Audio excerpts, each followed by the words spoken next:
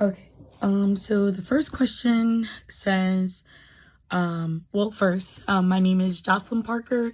I'm a special education teacher for third and fourth grade, in the urban, education area.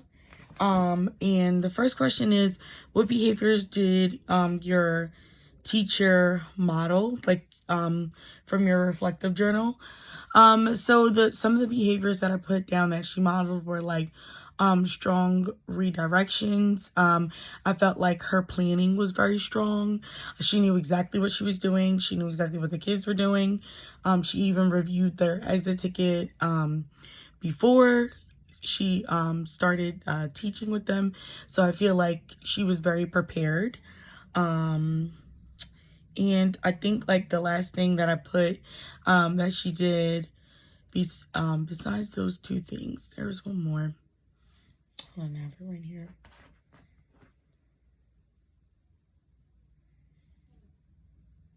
Oh, her use of classroom management and behavior management. Our whole school uses Class Dojo, and it's been really helpful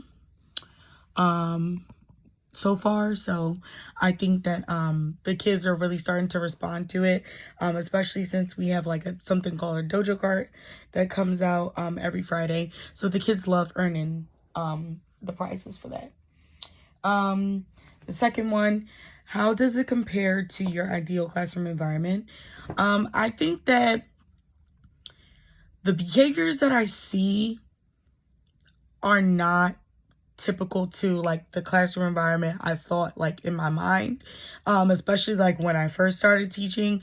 I was stuck clearly in a fairy tale world, because I thought that you were going to have minor behaviors here and there, but that is definitely not what my expectations are now. I think that there's a lot of different factors that play into why our students, my students in particular, are high needs in the area that we're in. So I feel like there's a lot that plays into that, but definitely did not live up to my expectations when I first started teaching. I don't even know how I made it this far, because at one point I was just like, wow, this was a little crazy. But what I will say is that I couldn't see myself doing anything else. And I really love my students, and those small little aha moments. That's what really does it for me. Love seeing them learn, and love learning. Next one is, what classroom management has been working well? So like I said, the Class Dojo works very well.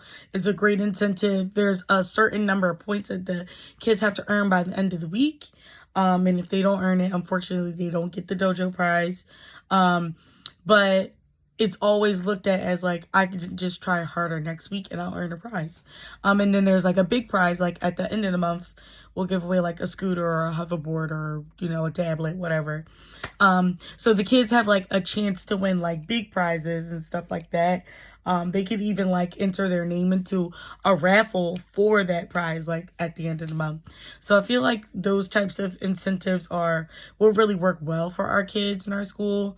I would also say whole class reset. Just sometimes resetting the whole class is just beneficial.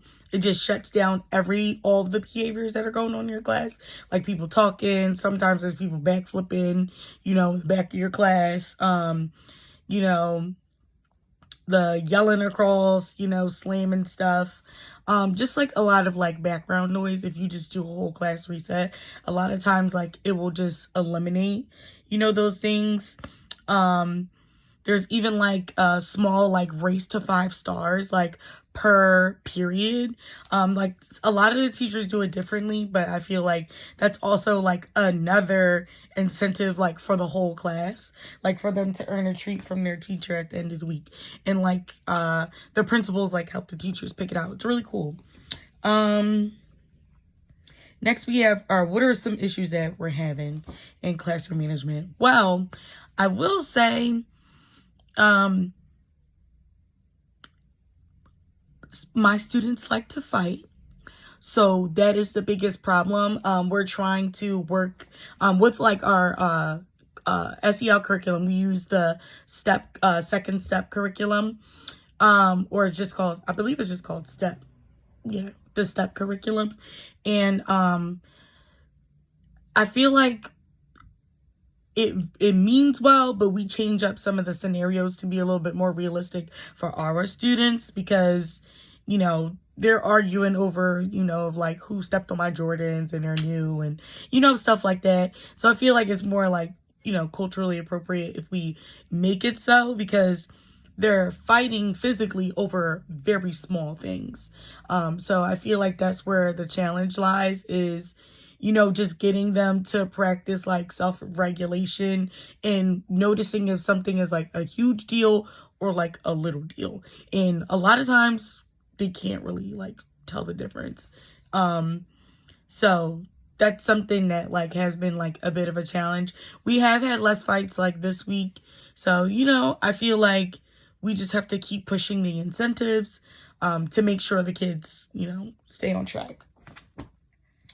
And the last one, share some resources that have been effective. Like I said, the class dojo has been effective. The dojo prize, like at the end, has been effective. We also do something called Fun Fridays, where the kids get to earn like cool t-shirts, and we dance in the hallway, do like the electric slide and like the Cupid shuffle and stuff.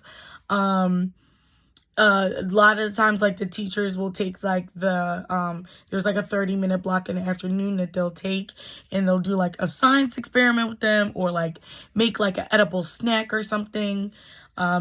So I think that like all of those things that are in place, I feel like they're working, but in order to get like more consistency, we'll just have to, you know, wait and see. But yeah, thank you.